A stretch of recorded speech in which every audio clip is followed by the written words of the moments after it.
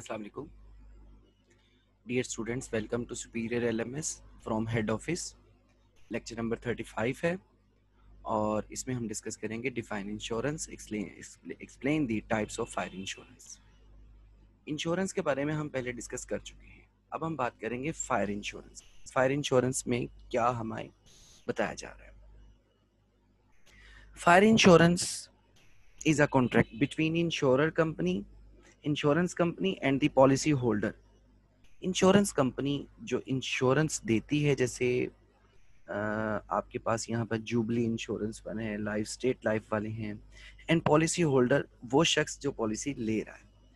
Where in the insurance company undertakes, जहाँ पर insurance company इस बात का वादा करती है in exchange for a premium कि आप उसको किस्त देंगे, कि वो आपकी अकसात के इवज जो आप उसको पेमेंट कर रहे हो, किस्त दे रहे हो, टू इंडेमनीफाई द लॉस और डैमेज।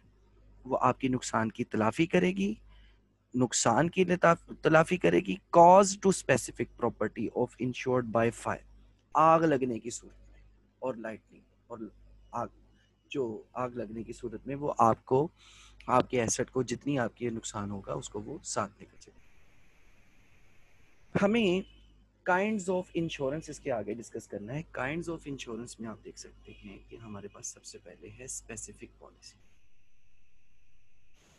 फिर है valued policy, floating policy, average policy, full valued policy, rent policy, blanket policy और कॉन्सिक्यूशनल policy.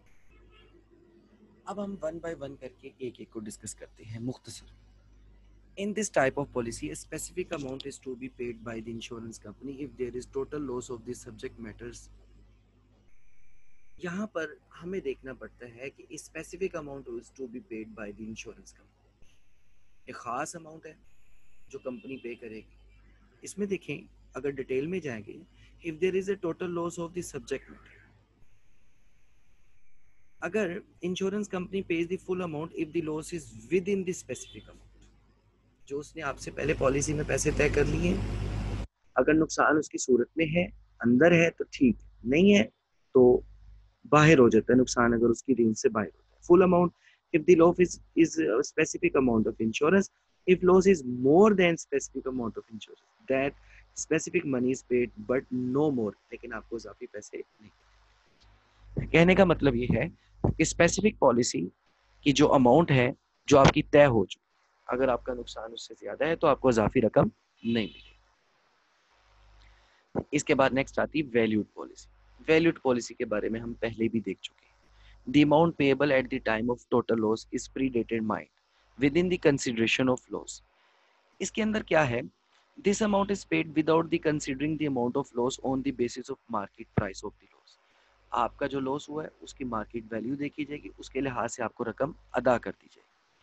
This type of policy may be challenged in the court। इसको कोर्ट में चैलेंज भी किया जा सकता है कि आपका नुकसान ज्यादा है या कम है, लिहाजा आपको इसकी अमाउंट जो आपकी एग्रीड है, वो वैल्यूड है, वो पे हो जाए।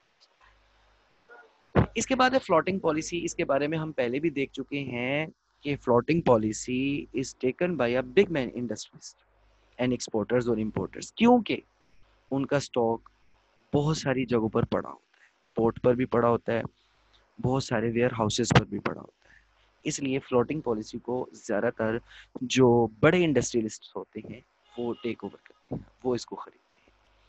कॉन्सिक्यूशनल loss policy which is taken to cover the loss suffered by the insured during the period। जो पीरियड है जो एक in which the business is interrupted, जिसमें बिजनेस इंटरप्ट हुआ है, उस पीरियड के दरमियान आपका जितना लॉस हुआ उसको कंपनी कवर करेगी। उसके बाद है average policy.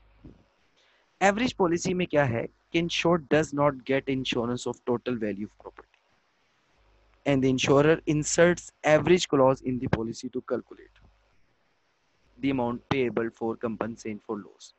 In this type of policy, the insurer pays that portion of actual loss as the insured bears to actual loss of the property at the time of loss।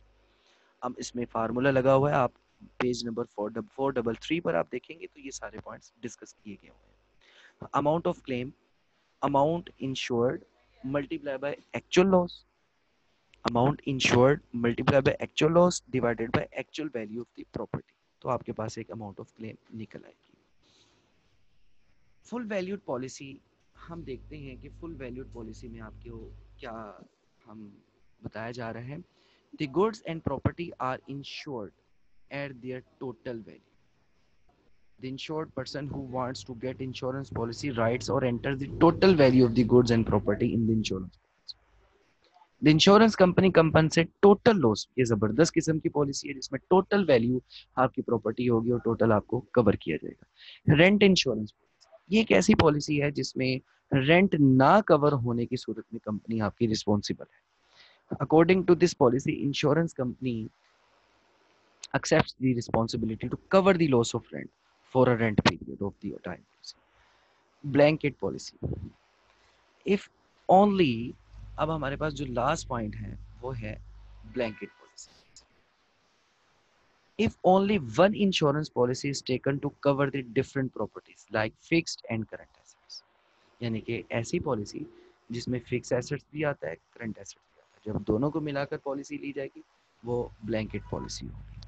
और इस blanket policy के अंदर क्या है कि उसने दोनों की फिक्स एंड करंट एसेट दोनों की वैल्यू की अमाउंट्स को कवर करके आपको देना है, कंपनसेट करना है। लिहाजा उम्मीद है क्वेश्चन आपको समझ आया होगा। Thank you very much.